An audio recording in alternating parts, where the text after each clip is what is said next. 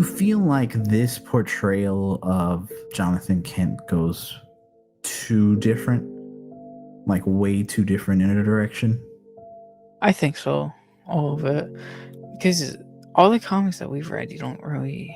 I mean, you get to see his perspective in For All Seasons, issue 1 when it starts, but like I wouldn't think that For All Seasons podcast would pretty much tell him not to save people like that with the school bus thing.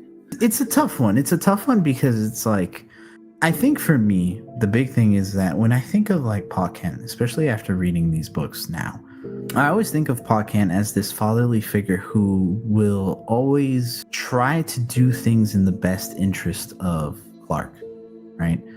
And I think he still does that, but I think he goes about it in a way that's more of a cynical outtake on life. And part of what makes Superman, especially again after reading and doing more research on him, is that he finds how to make the best out of every situation, right?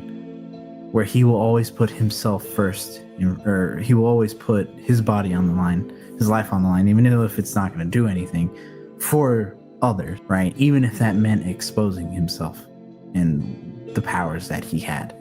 Like, he'll do that because that's just the way that Clark is. So much so that it bothers him if he can't do it. And I think here, I do think you can have somebody tell him, like, hey, you shouldn't do these things. Like, you absolutely shouldn't.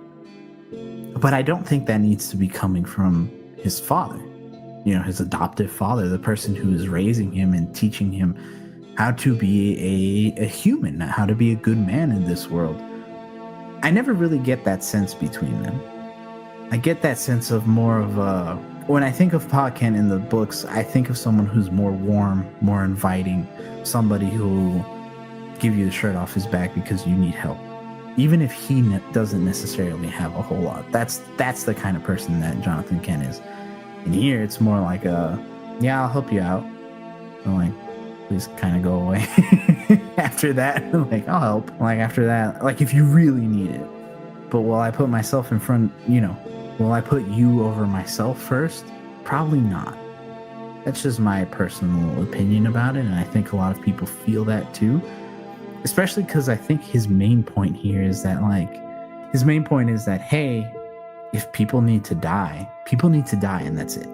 Like, you need to be okay with that. Is to me what he tells Clark when he saves the school bus. And that just feels like such a betrayal of his character.